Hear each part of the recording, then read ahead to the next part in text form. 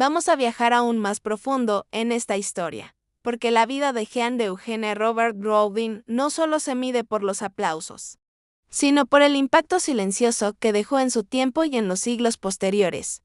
Su figura creció en una Francia que estaba cambiando rápidamente, donde la ciencia comenzaba a desplazar a la superstición, pero el asombro seguía siendo una necesidad humana fundamental. El siglo XIX fue una época de contrastes intensos.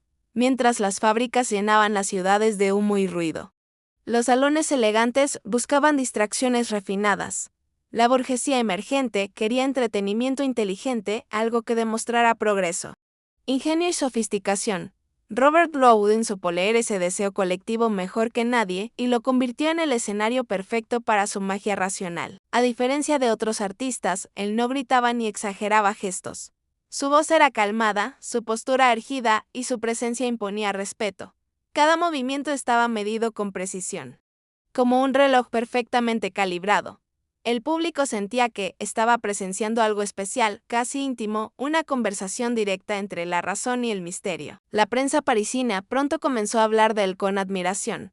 Los periódicos destacaban que, por primera vez, la magia dejaba de ser un espectáculo vulgar para convertirse en un arte digno de los salones más respetables. Críticos culturales lo comparaban con científicos y filósofos, afirmando que su verdadero talento era enseñar a dudar de lo evidente. Las crónicas de la época cuentan que muchas personas asistían a sus funciones varias veces, convencidas de que, en una segunda o tercera visita, descubrirían el secreto. Sin embargo, salían aún más confundidas. Esa frustración deliciosa, esa imposibilidad de comprender, era precisamente el triunfo de Robert Rodin. Entre el público se encontraban inventores, ingenieros y académicos. Algunos creían ver en sus trucos aplicaciones prácticas de nuevas tecnologías. Otros pensaban que ocultaba avances científicos secretos. Esa ambigüedad alimentó su leyenda y convirtió cada función en un acontecimiento social. No faltaban tampoco los escépticos. Algunos intentaron desenmascararlo públicamente, acusándolo de engañar con imanes y los invisibles o mecanismos ocultos.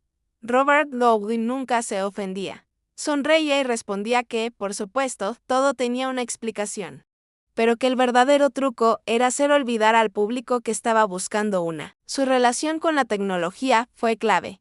En una época en la que la electricidad era vista casi como una fuerza sobrenatural, él la integró de forma magistral en sus ilusiones. El público no entendía cómo funcionaba, pero sabía que era real, lo que hacía la experiencia aún más inquietante. Muchos espectadores salían de su teatro preguntándose si el futuro sería igual de asombroso, si un hombre podía controlar la materia y el movimiento. De esa manera, ¿qué otras maravillas estaban por llegar? Sin proponérselo, Robert Rodin se convirtió en un símbolo del progreso moderno. Fuera del escenario, su vida era sorprendentemente tranquila. Disfrutaba de la lectura, la escritura y el trabajo manual. Seguía construyendo autómatas por placer. Pequeñas figuras mecánicas que caminaban, escribían o tocaban instrumentos. Para él, la mecánica era poesía en movimiento. Estos autómatas no siempre eran para el público. Muchos los hacía solo para experimentar, para desafiar su propia imaginación. Decía que un mago debía sorprenderse a sí mismo antes de intentar sorprender a los demás. En su hogar, recibía visitas de jóvenes aprendices deseosos de aprender. A diferencia de otros magos, Robert Rodin no guardaba todos sus secretos con celo enfermizo. Creía que compartir conocimiento fortalecía el arte en su conjunto. Eso no significa que lo revelara todo. Siempre insistía en que el secreto técnico era solo una parte del truco.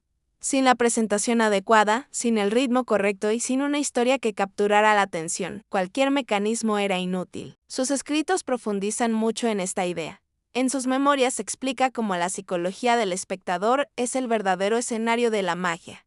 El mago no engaña a los ojos, engaña a la mente. Esta filosofía influyó profundamente en las generaciones futuras. Muchos ilusionistas dejaron de enfocarse únicamente en la destreza manual para estudiar comportamiento humano, atención y percepción. Robert Rodin había plantado la semilla de la magia moderna tal como la conocemos hoy. Con el paso de los años, su nombre se volvió sinónimo de excelencia. Ser comparado con Robert Rodin era el mayor elogio que podía recibir un mago. Incluso aquellos que lo criticaban reconocían su genialidad. En otros países, su fama creció a través de relatos y traducciones de sus libros. En Inglaterra, Alemania y Estados Unidos, jóvenes soñadores practicaban frente a espejos, intentando imitar su estilo sobrio y elegante. Uno de esos jóvenes, como ya mencionamos, fue Eric Weiss, fascinado por la figura del maestro francés. Tomó su apellido como homenaje, aunque más tarde Houdini se distanciaría de algunas ideas de Robert Rowling. Su influencia inicial fue innegable.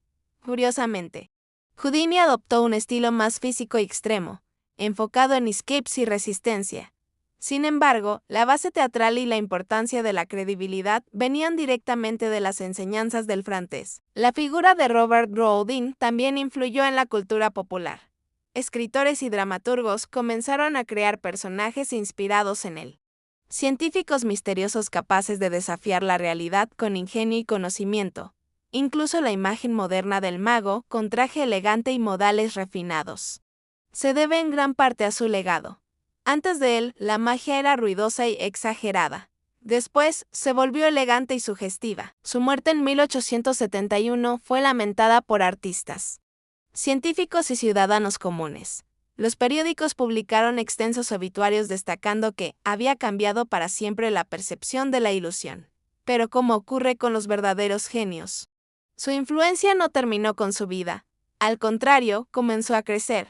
Cada nueva generación reinterpretó sus ideas, adaptándolas a su propio tiempo. En el siglo XX, con la llegada del cine, muchos directores utilizaron principios de magia inspirados en Robert Rowling. El montaje, la distracción visual y el engaño narrativo tienen mucho en común con la prestidigitación. La magia se convirtió en una metáfora del cine mismo. Y el espíritu del relojero francés estaba presente en cada corte invisible y cada efecto sorprendente. Hoy, en pleno siglo XXI, su nombre sigue siendo estudiado en escuelas de ilusionismo. Sus escritos aún se leen, no como manuales obsoletos, sino como tratados filosóficos sobre el asombro. Lo más fascinante de Robert Rowling es que nunca afirmó tener poderes.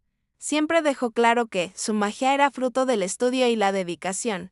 Sin embargo, logró algo aún más difícil, hacer que el público quisiera creer. En un mundo saturado de tecnología, donde casi todo parece explicable. Su legado nos recuerda que el misterio no depende de lo desconocido, sino de la forma en que miramos lo conocido. La magia, como él la entendía, no es mentir, sino invitar a soñar. Es suspender la lógica por un instante y permitir que la imaginación tome el control. Por eso su figura sigue viva. ¿Por qué? En el fondo, todos necesitamos creer que aún existen cosas que nos pueden sorprender. Así que la próxima vez que veas desaparecer una moneda, flotar un objeto o escapar a alguien de una situación imposible, piensa en aquel relojero de Blois, piensa en el hombre que entendió que la precisión y la fantasía podían coexistir. Piensa en Jean de Eugene Robert Rowling, el arquitecto del asombro moderno. El hombre que transformó la ilusión en arte y nos recordó que lo imposible siempre está a solo un truco de distancia. Pero la historia no estaría completa sin comprender el eco social que provocaban sus espectáculos. Cada función era comentada en cafés, tertulias y salones privados, donde la gente debatía si lo visto había sido ciencia avanzada o simple engaño refinado.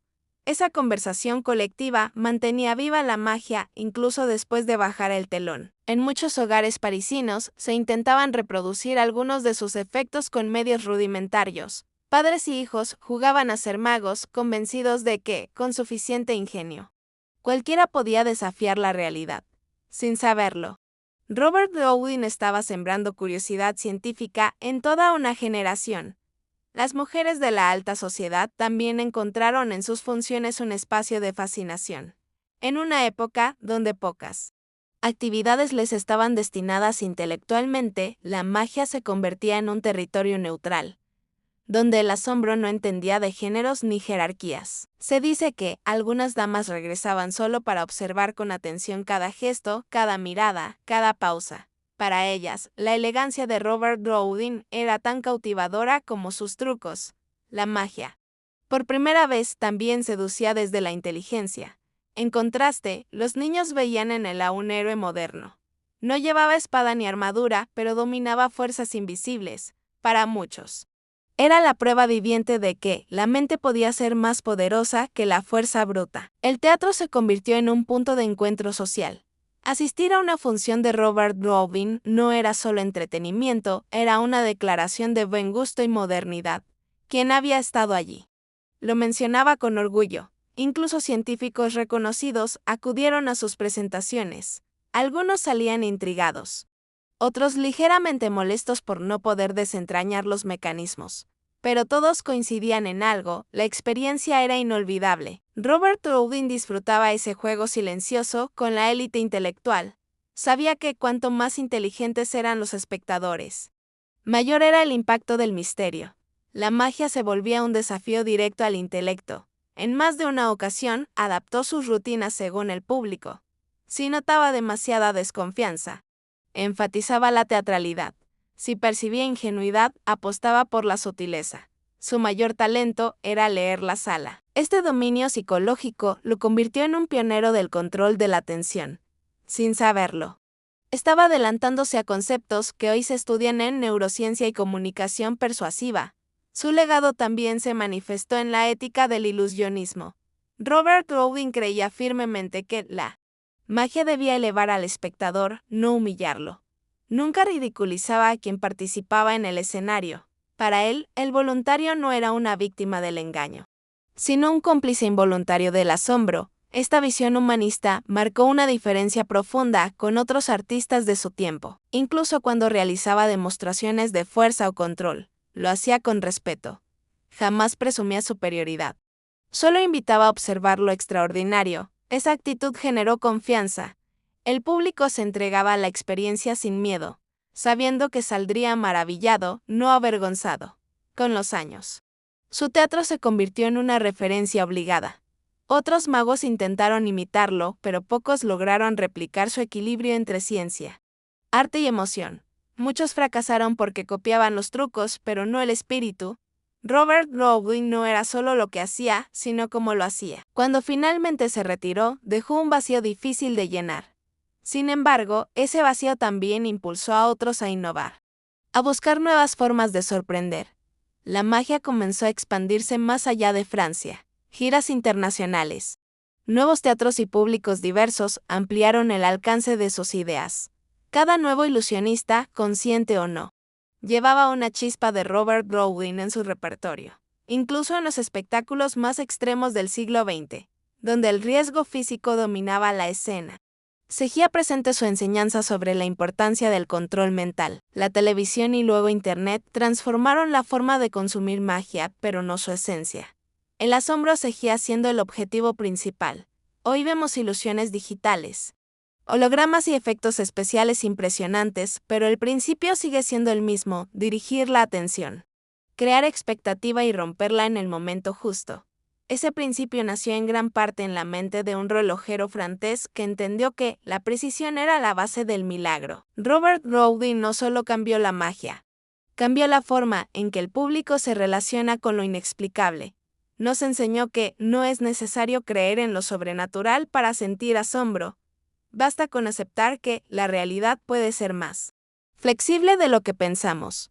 Su historia es, en el fondo, una lección sobre creatividad, sobre cómo una mente curiosa puede transformar una disciplina entera. También es una lección de valentía. Abandonó un camino seguro para explorar uno incierto, guiado solo por su fascinación. Esa decisión definió no solo su vida, sino la historia de la magia moderna.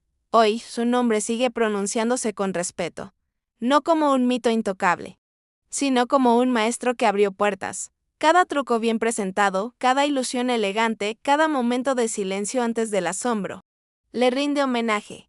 Porque mientras existan personas dispuestas a maravillarse, la obra de Jean de Eugène Robert Browning seguirá viva. Y mientras exista esa chispa de curiosidad en nuestros ojos, lo imposible seguirá siendo solo una ilusión esperando ser creada.